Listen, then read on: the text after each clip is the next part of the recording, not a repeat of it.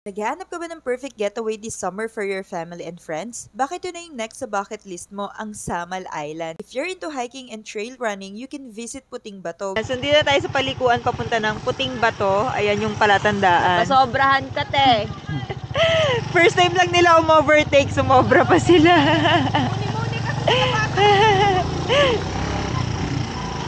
Ayan, pagdating dito, medyo rough road na yung daan.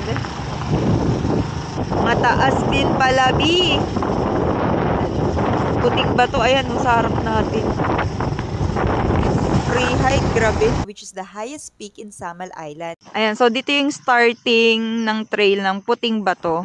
So, puro rough road na siya papasok dito. Kayang motorin o bao-bao papunta dito. Medyo rough road lang yung papunta sa mismong jump off. Yan, so, puro paahon na to. Mga after, ano to, 10 minutes, 20 minutes na tayo. Mga 15 minutes na. Super easy lang din ang trek which you can do for 30 minutes to 1 hour hanggang summit na. You just paid 30 pesos for the environmental fee. Uy, walang walang tatakbo. Sige, B, dandan ka. Sabi-tabi ko. Huwag mo kausapin. Ate, doon namin sa Puting Bato, te. Oo. Salamat. Mag-entrance na mo ka dito. Amo-am ko to. Wait ako ba? Uy, yun ako. Ha? Mag-entrance mo kay Oh. amo ka dito. May tao. Uy, tao? Ah, sige. Pila man? Tag-30. Tag-30. Karon may mabayad. Oh, wala ka naman ko. Manlaba ko. Ayan, by the way, hindi mo na pala kailangan ng guide dito. Kailangan mo lang mag-pay ng 30 pesos each kasi private property talaga siya. No need na rin ng guide since may mga trail sign naman at super chill lang talaga ng trail dito. And finally, parang wala pang 1 hour, no? Yan, in less than 1 hour, nakarating na kami dito sa peak ng Puting Bato. And by the way, it's the highest peak dito sa Samal Island. Wow!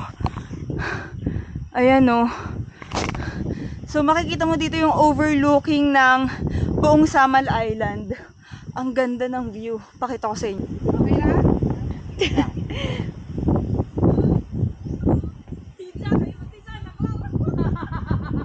Pababa na kami.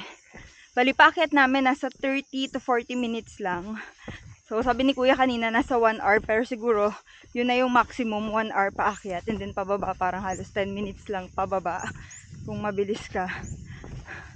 So, sobrang chill hike lang nito. Very recommended siya. Kahit na sa mga medyo may edad. Super chill hike niya. Ang sarap lang na pampapawi sa umaga bago kayo mag-island touring. Pero if you just want to relax and bond with your family while swimming sa napakaputing beach, you can go to Kaputian Beach na talaga namang mamamangha ka sa sobrang ganda ng dagat at puting-puti ng buhangin. Ayan, so nandito na kami sa Barangay Kaputian and mag-breakfast muna kami dito. May nakita kaming tindahan. Ayan, so tignan natin kung anong pagkain. Pinapatuyo ko talaga yung tuwalya ko kaya ko siya suot.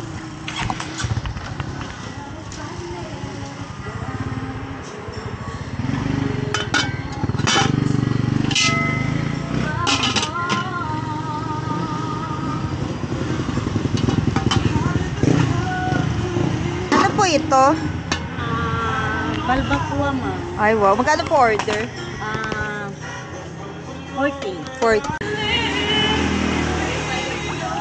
Ayan, so isa sa mga trademark dito sa Mindanao is yung balbacoa nila na pagkain. Ay, salamat, tinigil. Ano po bali iyan? Gawa saan po? Sa balat ng... Balat ng baka. Ah, balat ng baka. So, isa yan sa mga pinakamasarap nila dito na dish. Tapos, ano, yung ulalo. Ayan, tikman natin ang balbacoa. Sarap. Mas sabaw lang dito. Balbacoa wala tubig. Iba-iba din pala talaga luto, no? Yung balbako namin doon, malapot. Malapot nga. Bicol Express din. May iba't ibang versions din. Ah?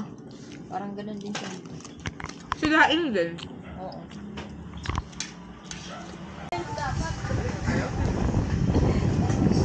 Ayan, sa papunta ng Kaputian Beach, madadaanan mo yung overlooking view ng mga small islands dito sa Samal or yung tinatawag nila na Bluebird. Ayan. Yan kung kita. Balik na. Ito daw yung bird. Yan siya. Ayan. Makikita mo nga dito yung dalawang small island sa likod. Yun lang, overlooking. Ano ma'am yung...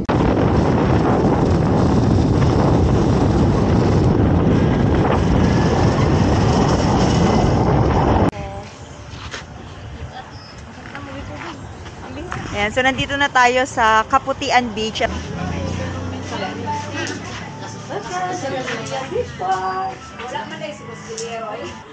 Yan, so nandito tayo sa Kaputian Beach and may entrance lang siya na 50 pesos and then environmental fee na 50 pesos din.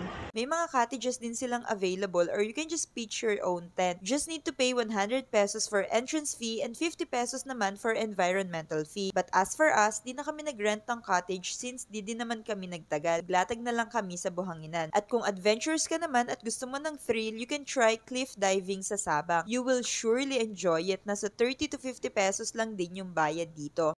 Ikaw muna. Oo, ako mauna. Ay, ikaw muna. Dit! Sino na? Dit, dali, Dit. Ako mauna. Pila na. Kaya mo na yan. Wag mo daw subukan. Bakit, be? Ba't daw wag subukan? Ano? Ano sabi mo kanina? Ano nga?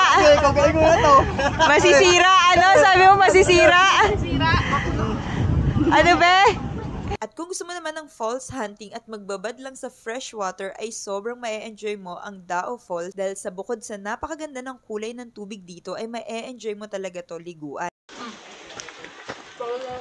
May kamuting kahoy.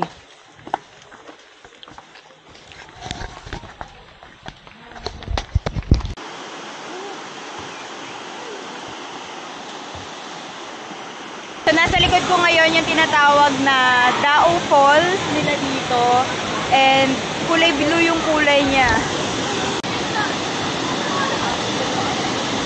Kagaya ng ginawa namin at isa to sa pinaka-favorite kong pinuntahan at pinaka-na-enjoy ko sa lahat dito sa Samal Island. Ilan lang to sa mga pwede nyong puntahan sa Samal Island, kaya ano pang inaantay mo? Tag mo na yung family and friends mo na gusto mong isama. At kung may alam ka pang pwede natin puntahan dito, comment mo naman dyan sa baba para mapuntahan natin sa next visit. And that's all for this video. Bye-bye. God bless you all.